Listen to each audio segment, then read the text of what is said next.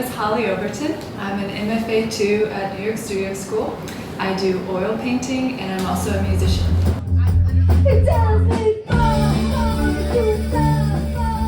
I've always been an artist for as long as I can remember. The way I process my life is through art making. My mother she encouraged me. She reinforced it through craft making. She's always, construction paper, yarn, glitter, those things. Paid for me to take piano lessons as a kid, which is the greatest gift of my life. I'll never forget that.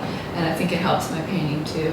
My dad is the person who got me into music. He was a rock and roller in the 70s. I decided to pursue a master's because I felt that my oil painting practice had exhausted all its resources that I myself could find.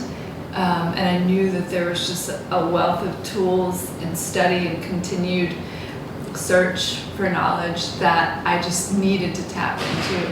I ended up taking a Sunday oil painting class with Silas Borsos. That class, the emphasis on formal study of painting was something that had left my mind since undergrad, and I realized that that was the toolbox that I wanted to start with and get back in touch with. He encouraged me to apply to the school. He thought I had a lot to learn and I would benefit from it, and so that's basically why I chose this school.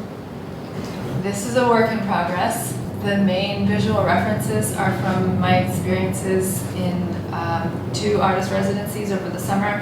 I did one in West Texas in Terlingua, where I drew the sunrise every day in the desert, like here and here. So this to me is kind of just like throwing that all together.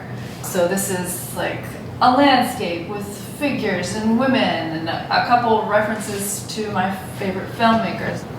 Classes at the studio school have really transformed the way I think about my practice. I really appreciate their emphasis on drawing, to be able to perceptually interpret anything. I like to make paintings from my drawings. I love the drawing classes and the atelier classes. They really encourage you to draw large, and so I like to use charcoal on paper and ink and chalk pastel.